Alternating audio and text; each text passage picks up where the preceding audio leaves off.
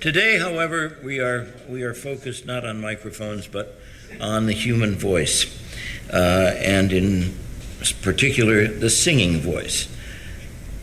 But first, before we hear the two presentations about singing voices, we're going to hear about a good friend of ARSC who died this year and whom we remember this afternoon. We also learned of the death of another great friend of ARSC, Fred Williams. So it is a sad occasion to have to make the announcement. Anyway, David Hamilton was not only a regular attendee of these conferences, but he was a lovely man, a pleasure to always be with, and he always had something interesting to say. I value the time that I was able to spend with him. He was a voice that I recognized long ago from his appearance on Opera News, the Met broadcasts, and other places, and those cultivated tones were unmistakable, as was his knowledge of the subject that he specialized in. And I want to present Seth Winner, who will offer some reminiscences about him. Seth founded Seth B Sound Studios in 1990, remastering projects for the New York Philharmonic, Minnesota Orchestra, Metropolitan Opera, Sony Music, Pavilion Records, Crystal, and Universal Records, have earned 3 Grammy nominations and 1 honorable mention from NARAS. From 1996 to 2004, he was co-chair with Gary Galo of ARSC's Technical Committee and a contributor to the CLIR Technical Report concerning analog identification, conservation, and preservation.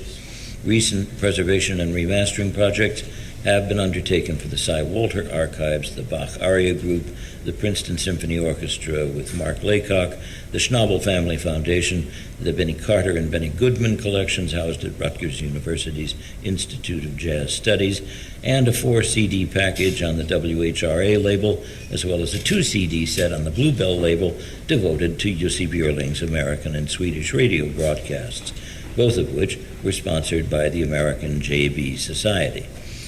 Since 1989, he has mastered the critically acclaimed Vocal Record Collectors Society annual issues. As a sound engineer at the New York Public Library for almost 25 years, he has supervised the preservation of such collections as the Voice of America, the National Orchestral Association, the Little Orchestra Society, Roberta Peters, Henry Cowell, Vincent Persichetti, Otto Luning, and U.B. Blake. He has also been the technical curator of the Toscanini collection since 1988. Please welcome Seth Winner.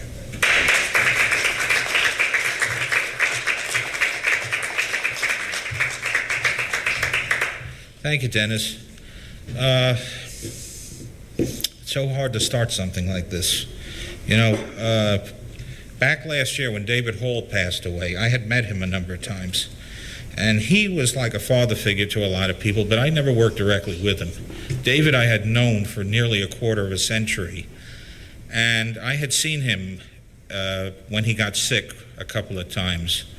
And it just really irked me that how Mother Nature could be so cruel to somebody who's such a brilliant man. Excuse me. I remember what Tom Owen and Adrian Cosentini both told me, who were my previous bosses at R&H, when they would work with him on the Met Opera issues and the Mapleson sets. They said they never met a man who was so prepared. He would come with the scores marked off and knew where everything was and what had to be done, volume changes, where there were clicks that had to be removed. They said they never met anybody who was so well prepared and so knowledgeable about his field that when he walked in, you felt confident. And I had that same feeling when I was working with him later on after the mantle was handed to me. Well, forgive me. This is a picture of David. I think it's in his house. The funny thing is we don't have that many photos of him unless you go through some old magazines like High Fidelity, which he reviewed for. I remember distinctly that when the compact disc was making its debut, he was one of the panelists along with Harris Goldsmith and a bunch of others who were asked to listen to what a CD sounded like versus an LP back in 80, 79. And he had some interesting comments in that article. I don't remember specifically, but he kind of hit the nail on the head about that he wasn't exactly overwhelmed with the sound of CDs versus LPs at the time. But let me continue. The ARSC community was saddened to learn the death of David Hamilton, one of its longtime members and friends, on February 19, 2013. David was one of the world's most distinguished writers on music and historical recordings and an important producer of historical classical releases. What I'm reading here is the wonderful obituary that Gary Gallo wrote that you saw posted on the website, but we're augmenting it and adding some things because he was like David Hall. You go through things and they put certain things in the, what was it, the groves that most of this has come from? The New Grove. The New Grove. But they didn't update it, and there are certain additions that we realized after we put it together we have to mention now because the man was so encompassing, just like David Hall, where he worked and what he did in the music industry. And some of this you're going to hear now are things that he relayed to me personally when we were working on things. David was born on January 18, 1935 in New York City, but was raised in Port Washington, Long Island. During a conversation about certain historic Met broadcasts up for possible issue years ago, he told me that it was shortly after his 8th birthday that he had come down with chicken pox and was listening to the January 31st, 1943 broadcast of Faust on the radio from his sickbed at home. He told me he had an epiphany during the final trio in which he decided that music, but especially opera, was going to be his calling in life. Educated at Princeton University, graduate in 1956, where his teachers included composer Milton Babbitt and musicologist Oliver Strunk, David earned a Bachelor of Arts degree in 1956 and a Master's of Fine Arts in 1960. Another story relayed to me during our time working on the Met Opera historic sets was that when he had just started at Princeton in early 1953, I had mentioned that during the January 10th, 1953 broadcast of Die Meistersinger, transmission was interrupted with a news flash alerting the listeners to a terrible windstorm that had closed the George Washington Bridge that day. David replied he had come up from Princeton to attend that performance and remembers having a devil of a time getting to Carnegie Hall by 6:30 p.m. after that opera to be present for the Toscanini broadcast of Tchaikovsky's Manfred Symphony that evening, which he said was quite an experience. This coming from someone who idolized Furtwängler's style of conducting. He also received a Master of Arts degree from Harvard University in 1960, where he studied with composer-theorist Walter Piston and musicologist Gustav Ries. He served as music and record librarian at Princeton from 1960 to 65, and was appointed music editor at the W.W. Norton Company in 1967. Now at this point, I happened to go onto the internet, and I found something. Those of you who are longtime members of ARSC may remember a member by the name of John Francis who used to come to these conferences. And I found this, and it's a wonderful encapsulation of David. I met David when he was music editor at W.W. Norton and was just starting as a field rep in the college department. Then and afterwards, he was friendly and unfailingly courteous. That used to be what was called a real gentleman. He could also be quite funny. He left Norton to work on projects of his own, such as advising the Metropolitan Opera Guild in its recordings and books. He was the producer of a series of historic broadcast recordings that put together the extraordinary 10-LP historic anthology of great singers at the Met, and was editorial consultant as well as contributor to the Metropolitan Opera Guild to Recorded Opera, to which I made my own discographic contribution. It's neat to be mentioned in the same sentence as David in the preface. When I decided to do some recording reviews of my own in Fanfare and in the Journal of ARSC, David's pieces in High Fidelity and elsewhere were my models. I still know of no better record reviewer past or present. In less than a year, Recorded Sound had lost two of its most valuable players in the two David H's, Hall and Hamilton. The golden age of classical recordings, which they chronicled and cataloged and criticized, died before they did. And I don't suppose they will be remembered by many, even today, but they should be. John Francis. Thank you, John. I will send him an email when I get back to thank him for that.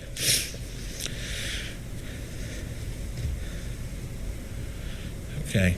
David was also musical editor of The Nation and was a contributing editor to Opus, Opera Quarterly, and High Fidelity magazines. You can find all this information at at Oxford Music Press concerning all this information. He also authorized the entries in Mussorgsky's Boris Godunov, Chileo's Andrea Lecouvreur, and Borodin's Prince Igor for the 3-volume series of opera on record published by Hutchinson and Company from 1979 through 84. He was also on the board of New World Records and on the faculty of the Juilliard School of Music for many years. Among his musical friends and acquaintances, from what he told me, and there were probably more, were Dorley and Dario Soria, Jan de Gaetani and Philip West, Garrick Olson, Michael Steinberg, the critic, Joe Maklis, and he had a written correspondence with Igor Stravinsky. In fact, David was responsible for the public memorial services accorded to Dorley, Soria, and Joseph Maklis. I can also remember David describing how he and a group of friends watched over Dorley Soria like a hawk, since she suffered from macular degeneration in her later years. I can also tell you a story that I think I'll tell it. It'll dovetail into what Gary has to say about David and his entree into the Metropolitan Opera, which is an important part of David's life. Gary, please.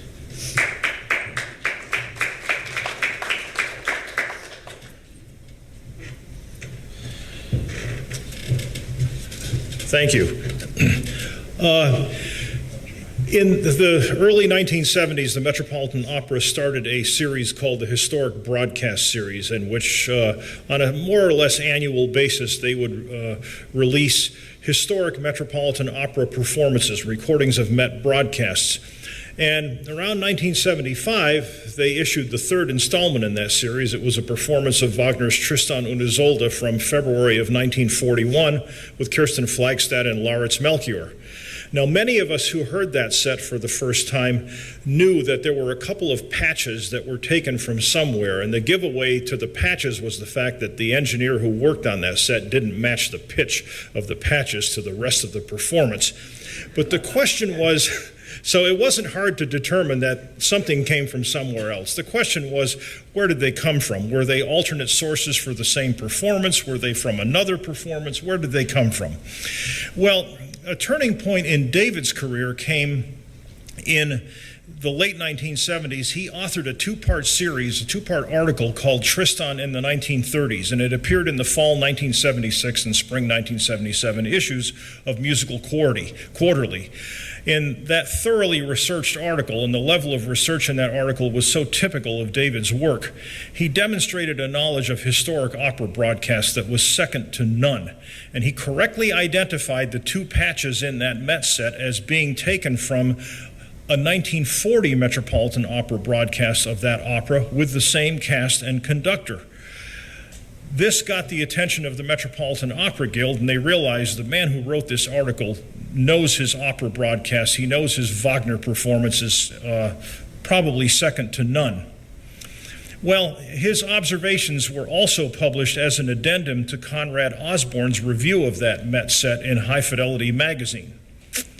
Dario Soria, at the time, who was producing the Met's historic broadcast series, he was the president of the Metropolitan Opera Guild, and again, all of this caught his attention, and he knew that David was someone who really knew what he was talking about. Well, Dario Soria died very unexpectedly while he and Tom Owen were working on the final scene from a performance of Un ballo in maschera for release in that Met series.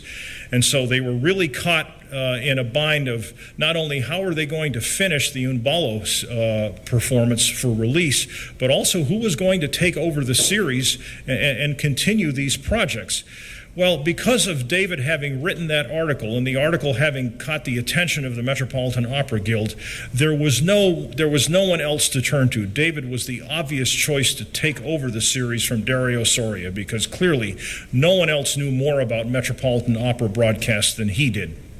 And he took over the series and continued as its producer until the series came to an end in 2008. He also produced some other things for the Metropolitan Opera. There was an 8-volume series called 100 Years of Great Artists at the Met that was released between 1985 and 1986. These were 8 2-LP sets. David chose all of the recordings for that series and served as the producer for it. So the Metropolitan Opera Historic Broadcast Series is certainly a feather in David's cap and one of his crowning achievements as a producer of historical reissues. I think probably the greatest achievement in David's career, however, at least from where I sit, was the Mapleson Cylinders, which was a 6-LP collection of the complete extant recordings made by the Metropolitan Opera's librarian, Lionel Mapleson, between 1900 and 1904.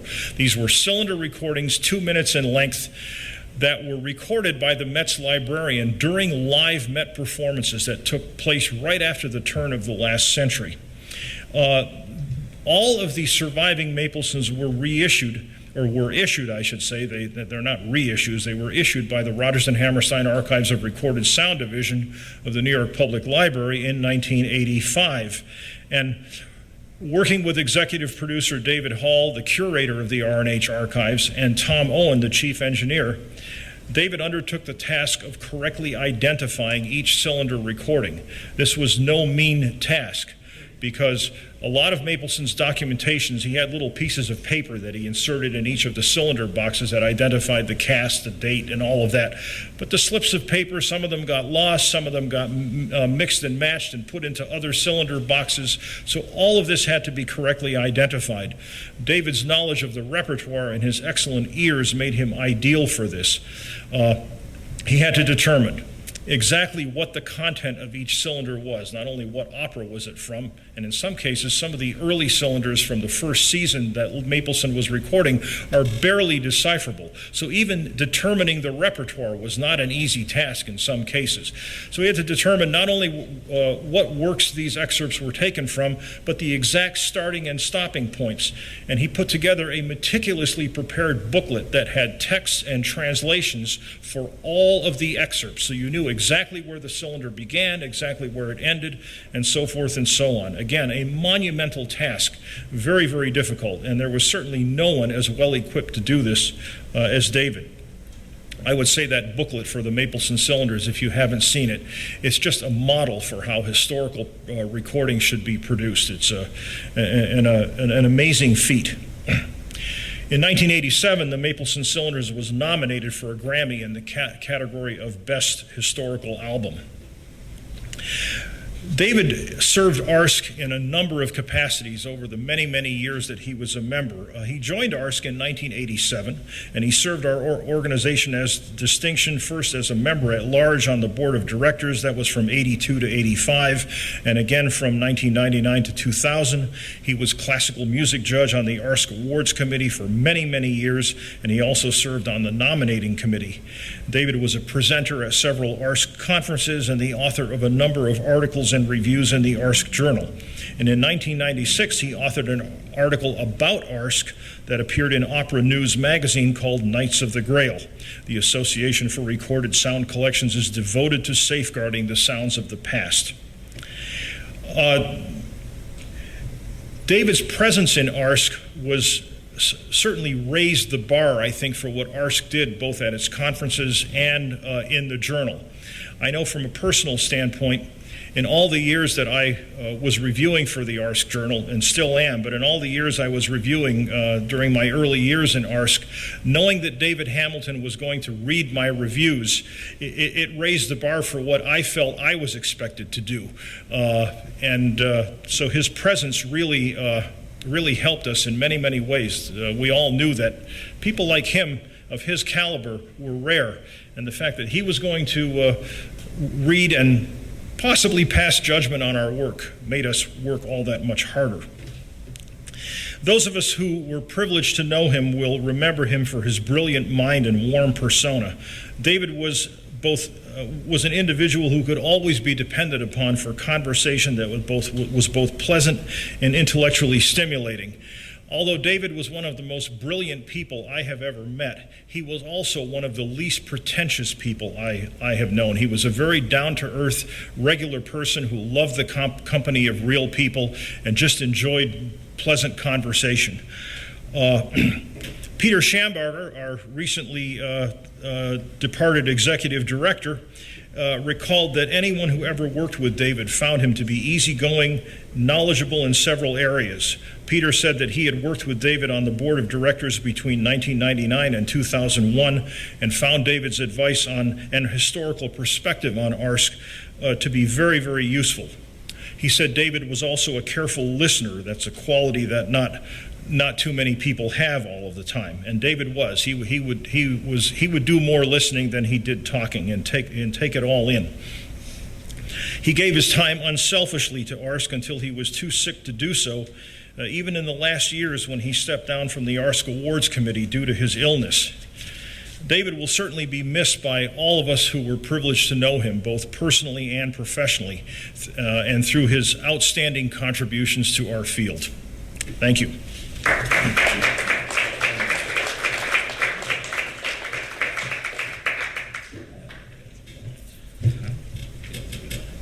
minutes, okay. Thank you, Gary. You said it in a nutshell about David. When I worked with David on the Met Historic issues, which started with, in 1996, with the Manuel Lescaut broadcast from 1949, we became very good friends. And this is the kind of camaraderie I want to show you. When Tom Owen retired in 1989 as head of R&H, we had a going away party. And Tom Owen is a gentleman in the tie, and there's David right behind him. Everybody here from the staff, some of you people, veteran ARSC members, may recognize this. This picture is now going back to October of '89. It's almost a quarter century ago. You know, one of our former presidents, Mark Tollison, with the mustache in the lower left-hand corner. And I'm in the back there smiling. Well, I may have had a little more hair then, but I doubt it. I do, yeah. Oh, yeah, thanks. Anyway, David had a terrific sense of humor, and just to show you, Gary, that's you. This was at a dinner in Sammy's Romanian restaurant down on the Lower East Side. And to this day, we're still trying to figure out what the two of them were laughing about. It was probably the rotten entertainment. And I think that night I went over and the guy would have a tip cup. So I put a $50 bill in and I said, "Don't play while we're having dinner." The moment we started dessert, he started hocking away again. So I think that was what it was about. And just to prove, Dennis, you were the witness, it was Sammy's. There's Dennis and there's the chopped liver. This is where we used to go to get our health food. Yes. That's some of the best chopped liver around, but do it after you see your doctor. But don't bother. Don't go to the doctor for 6 months. I just want to close with one thing about David. What a gentleman he was. I remember, I had moved to Long Island, and my parents, I was taking care of my parents, and they went out to do some shopping, and Dave and I were working in my studio, and the entrance from the garage leads into the den area, and one door is the studio, another one is up to the stairs, up to the living quarters. And we were working on something, and my parents came back. My father opened up the door, and David just stopped. He put everything down. He didn't say a word. He went over and helped get all the bags out of the back of the car and helped my father and mother bring them up the steps. That's the kind of man he was.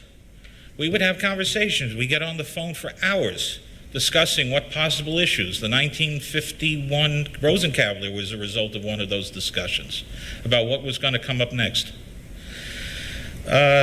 He was cremated. There was no service. We're hoping, I've spoken to the two ladies that were taking care of him and watching, that there may be some sort of public memorial in New York. I'm not sure what's happening at this stage. But it's something about what David felt, that he didn't want to inconvenience people. He didn't want a service or anything. It's like, I've been here, it was fun. I just cannot fathom, when I got that notice that he had passed away, a piece of me left me. Because this was somebody that was unique. And he was so quiet, so self-effacing. But David, Wherever you are, thank you. Thank you for attending.